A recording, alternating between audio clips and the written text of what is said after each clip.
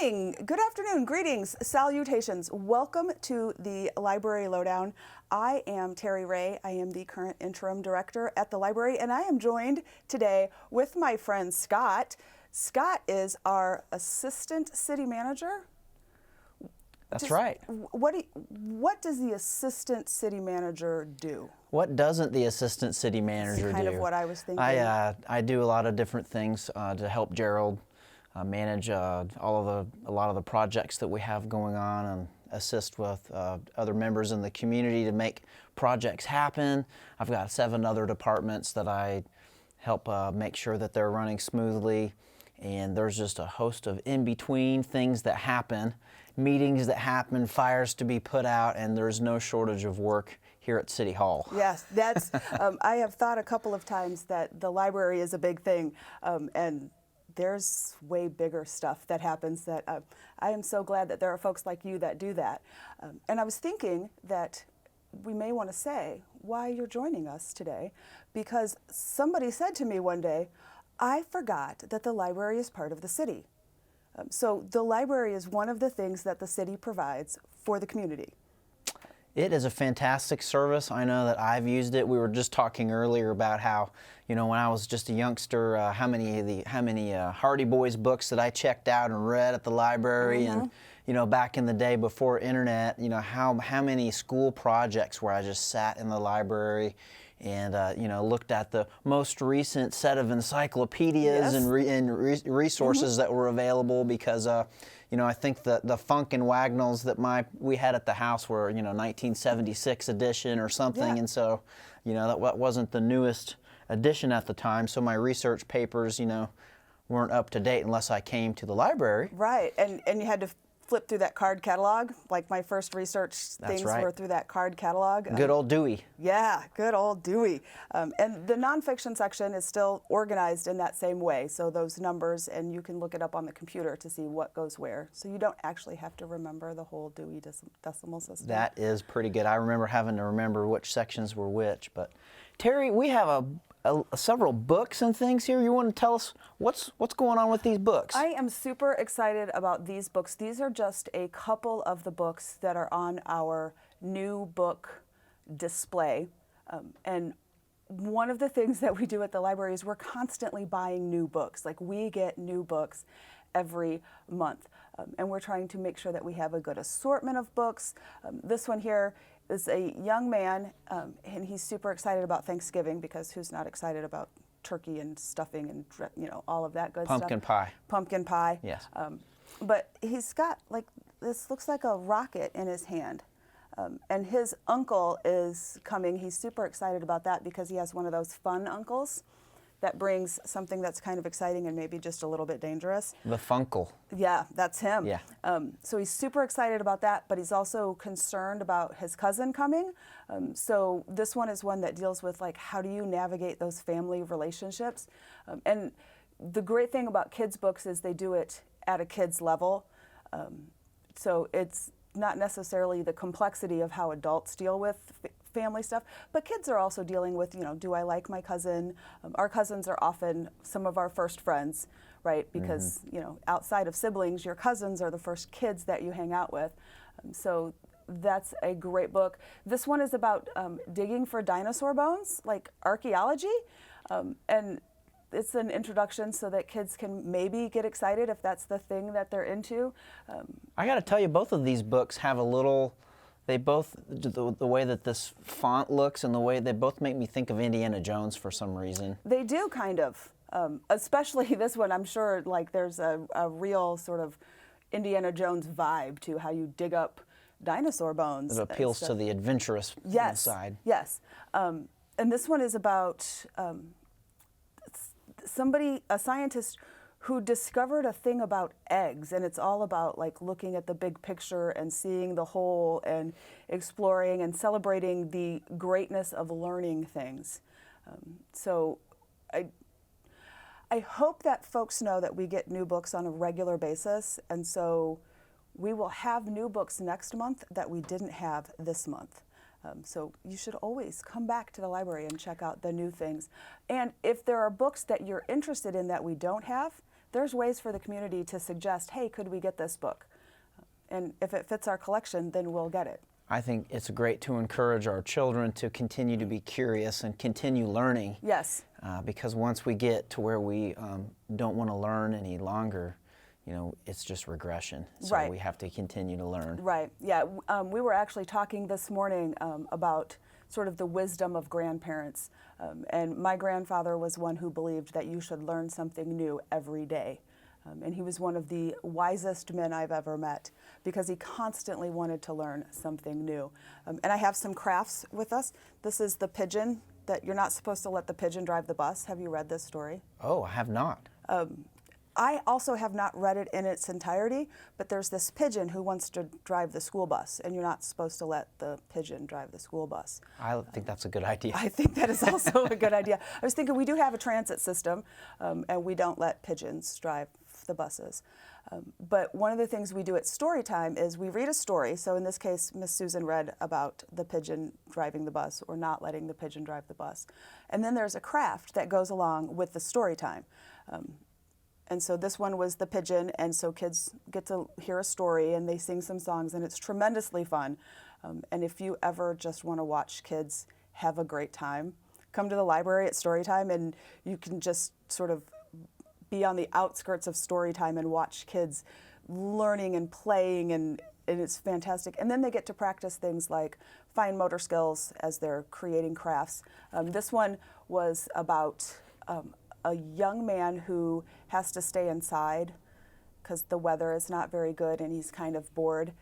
And him and his dad turn him into a pizza. Like they use checkers to be like pepperonis and stuff like that. So the kids got to play at making themselves into pizzas with things like checkers and torn up pieces of paper. And there's a great picture of Susan. And I want to figure out how we can stick that picture in here somewhere.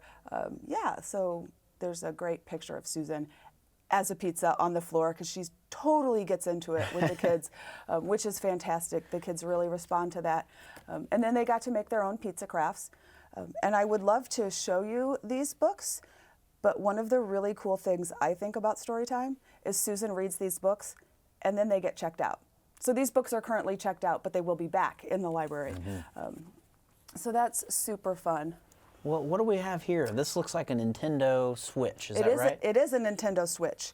And we have a couple of those. And Tuesday evening, actually, will be Switch game night. And that's super fun. We project up on the wall or on the board in the Great Plains room. And these little things, and I hope that I know what I'm doing, they come off. So we can connect the switch to the thing, and then the kids get to, or the adults, it's an all ages event, and then we can play multiple player games, and kids play collaboratively, and it's super, super fun to watch that. And parents come, and parents sometimes play, and it's just a great community time to practice those social skills of how do we navigate space together and do things together. Which I think is really important about the library. That's excellent. I know that that's a big change from the days when we had the Pong on the console RCA television at the house, and you just got to turn the knob and play Pong. Yeah, we had the Atari, and like there was the joystick, and you would push the button. And I remember it wasn't my thing because I'm not a sound effects person so much, but my cousin would turn the volume down on the TV and play the game, and he would make his own sound effects because his were better than the sound effects at the time. And so the advancement in games, and this is beyond me, those controllers feel very tiny in my hands. I'm used to, like Atari or Super Nintendo. But it is fascinating to watch the kids do this. And it's fascinating to me to watch them collaborate. And I know one day early on I was responsible for sort of setting this up, and I'm like, I have no idea what I'm doing with this. And there was a group of kids that were like, here, let me help. And they, were explaining how it works and how you set this stuff up. And So it's super cool to be able to learn from each other, and I think the library really makes space for that. That's the language that some of these children speak, and I know both of my kids are grown now, but they regularly would go to the library after school and do some homework, catch up with friends. Yeah. And they had a bank of computers where, a couple of them would get on the computers and play. I don't remember what it may have been Roblox or something at the time where they were building something, maybe Minecraft, one of those two games where they would do things together on the computer. And we do have a Minecraft server. And every once in a while, we have a Minecraft drop-in where we fire up the server, and there are laptops in the makerspace, and kids get to come in and play Minecraft on our server. We do have the bank of computers, and in the teen section, they're in a circle so that they're all sort of facing each other. And it's so fun to watch the kids come in and they collaboratively gameplay. Those are excellent games because these aren't games where they're going out and being violent. These are games where they're stretching their creativity and learning how to build rooms and places and find the right materials they need to build something. And it's interesting to see how good that some of these smaller children are at this, and how fast that they can work the controls. Right, and how they can solve some of the problems. That's one of the things that I've seen in video games.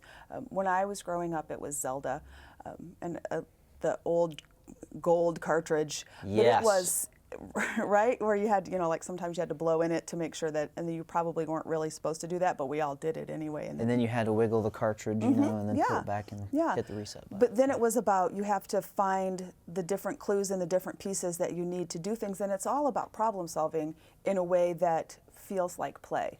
I still know where to put the bomb on the walls and what bushes to burn to find all of the secret places. Oh, yeah. Even in the graveyard, I know all of that. All of those things for Zelda. That's good stuff, right? Yeah.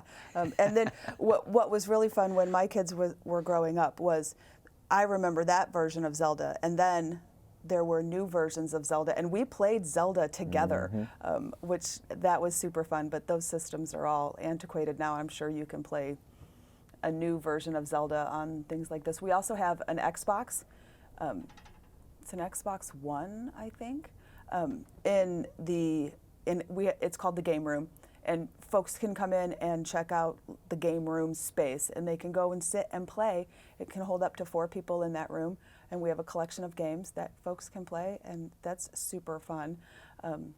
We also, and I feel like I keep shamelessly plugging this, we have chess boards. Do you play chess?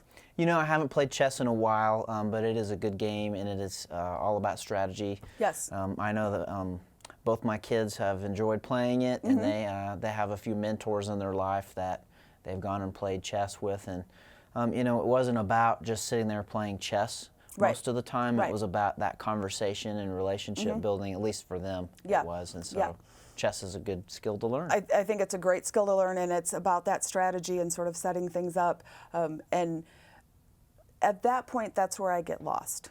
I know how to set up the board. I know where the pieces go. I know how the pieces move. I know that sometimes there's clocks, so we bought some of the clocks that go with the chessboards. But I am not equipped to teach strategy. So we are looking for people who want to play chess and help young people learn how to play chess. So if you're interested in that, yes, come talk to us at the library. Or the other thing that I've seen that's super awesome is folks just hang out there, and next thing you know, there's like 6 people gathered around a chessboard, and they're playing chess and talking, with each other. And it's a great community building thing based around this game that is all about thinking. I love family game night. I love to get together with people and play. I don't know, some might call them kind of nerdy games like Settlers of Catan and play things like that. I love those strategy, family game night types of things, and just getting people together around the table. Yeah, and we are actually doing one of those. Megan, our teen programmer, is collecting board games to have an unplugged game night where the games are just set out and folks can come and play. And those, I love those as well. I just love games. I like to win. But come into your house, the library, and play some games. Yes. Well, Theri, we've got all this technology around us, and we've talked about the Nintendo Switch Yeah. and games and things. And right now we're recording this session. We but are tell recording. me, why wouldn't we just do this session live? Well, for a couple of reasons. One, I'm never quite sure exactly what we're going to say. We sort of do this unplugged, right? We're plugged in, right? But there's no teleprompter or anything, so we're sort of ad-libbing. And so if we say something about one of our programs that has to do with a grant, then there's all kinds of little things that I stick up on the screen that say sponsored by this, and then there's the required wording for grants, which says that this was sponsored by this grant and that grant, and the granting organization isn't necessarily endorsing this, they're just making it possible. And the other thing that I like to do is I like to add the subtitles. And since I have no idea what we're going to say, I can't write those ahead of time. So I have to transcribe the video so that I can put those subtitles on there. And I think that's super important for library stuff because the library is all about access. And so if you don't hear or don't hear well, or sometimes for me, I'm just tired of listening and I need the volume to come down. So the subtitle means I can just read what was being said. And eventually we're going to put up some digital signage in the library. I'm super excited about that. But we will also then be able to play the video in the library with no sound because the subtitles will be there. So that's why we do all that. I know it's important for you that everyone can have access to Absolutely. come in and learn and to experience the great books that have been written and different things in the library. Sure. And so, reminder out there, if you need an audiobook or if you need some different ways you can take that media in, you can talk to Theri at the library, and I know they have a section of audiobooks. We do. We that have you can a collection. find, and there could be even some other ways where people could get the media into. There is an organization that provides grants to make sure that folks individually can apply for these grants to get access to audiobooks, a far larger catalog than we have. And they deliver them like on this little device that like it's all the audiobooks that they've requested for right now on this little device, and you just plug your headphones in and it will play the audiobooks for you, which is great for if you have limited vision. It's also great for if you are struggling to read but you still want to consume stuff. That is an excellent way to get information. And sometimes I'll admit I love audiobooks when I'm just cleaning my house and I'm doing the dishes and I can put on a book and get engrossed in this book and work through the mundane things of life like dishes and laundry and Well, that I sort of was thing. just about to say, I have some friends that have trouble reading. Not that they can't read a book, but they're just busy. Right. And so, but I do have several friends that have windshield time. They do a lot of driving, and that's a great time to listen to an audiobook. Yeah. To get that in while you're driving. Yeah, So, one of the things that I noticed when I started working on my library degree and then working at the library is I sometimes feel bad about sitting down and reading because I should be doing things. And there were times, especially in grad school, where it's like, no, I have to sit down and read this book. It's an assignment. And so I would feel less like I wasn't doing something. I was doing something important. But I can remain active and do things while listening to an audiobook. So I get to do two things at once, and that's fantastic. Audiobooks are great for road trips. When you're taking those family vacations in the summertime and you're going to be driving for 10 hours with some kids in the car, put on an audiobook and everybody gets to listen to a book, and those are good times. I still try to take care of myself and continue my learning, and I still believe that readers are leaders. Absolutely. Or leaders are readers. Maybe I said it backwards, but Or either maybe way, it goes both either way. ways. Yeah. I think that there's so much we can learn from books, either from like our own history, or I get to experience life that I would never get to experience by reading a book. Like, what was it like in 1967? I wasn't here, I didn't experience that, but I can read books from that time period and learn about that. I can learn about places outside of the continental U.S. places I'll probably never be able to visit, but I can experience that through a book. I can experience other people's experiences through a book and learn like what other people feel and how other people think. And sometimes I learn that we're not so very different. One of the books I've read this year was written by an author here in Oklahoma, Bob Ford, who wrote Black Cat 2-1 about his experience during Vietnam. And it was an excellent book. Yeah. I would recommend that to anyone. And, you know, on that note, my grandfather used to love these Westerns written by this guy named Louis L'Amour.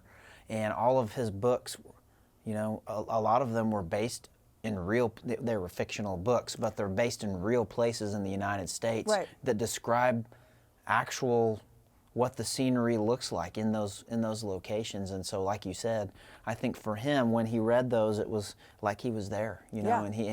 And what was being described in the book is, even though it was fiction, is really what the landscape looks like. Right, you know? right, and you get to imagine and envision and engross yourself in all of that, and it's super cool. Yeah. So yeah, that's super exciting.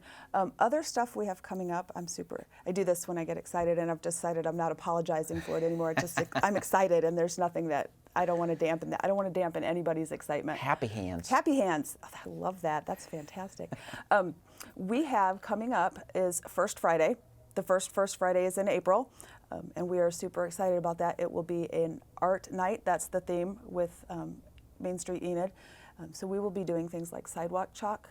We're looking to see if we can find a clown to do like balloon animals, maybe some face painting.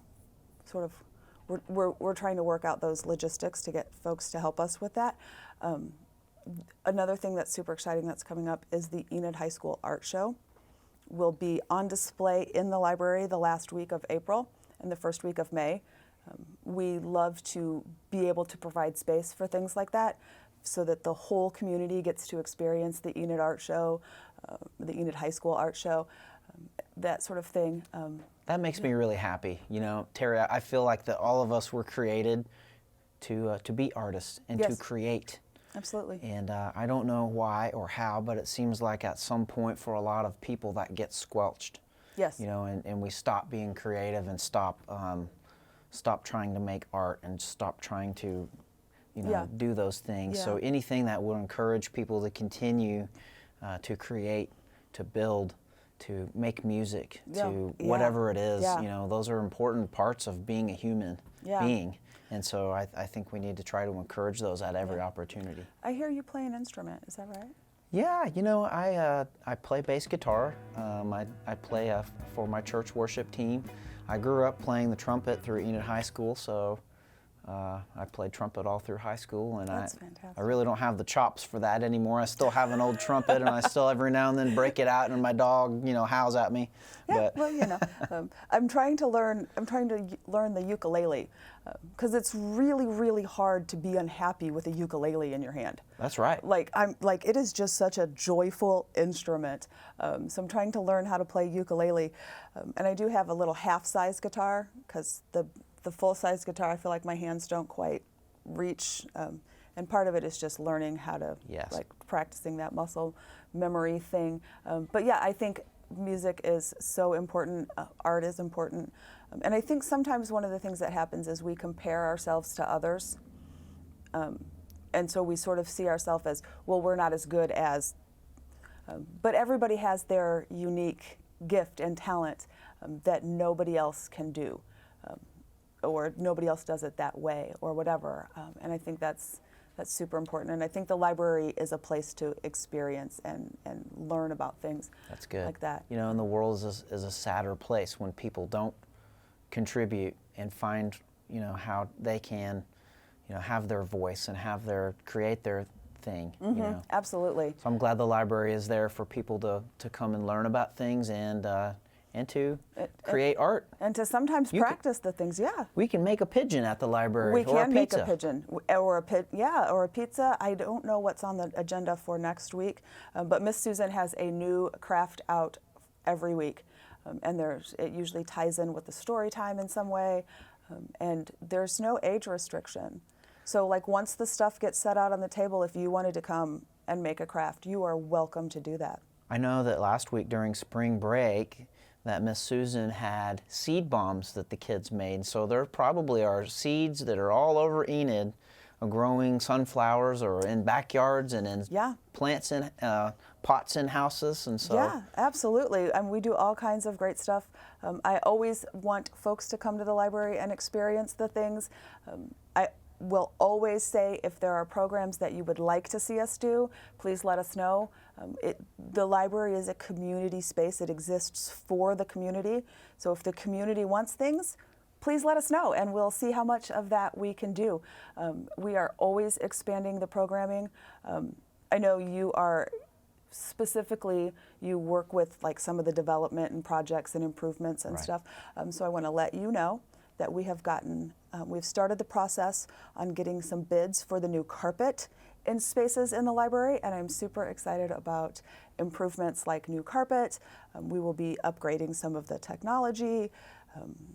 Yeah, so there's all kinds of great growth and excitement and stuff going on at the library. I appreciate what you do there at the library, Thank you. Theri. It always, you walk in and it's a space that gets used by a lot of people, but it always feels clean and it feels safe. And you know, sometimes we have to do these regular maintenance things like new carpet that makes it even more appealing and a better place for the community. So thank you for that upkeep on that. And you are going. very welcome. I am loving being at the library, and I hope everybody loves coming to the library. So yeah, thanks for joining us. This has been a great conversation, and we can't wait to see you in the library.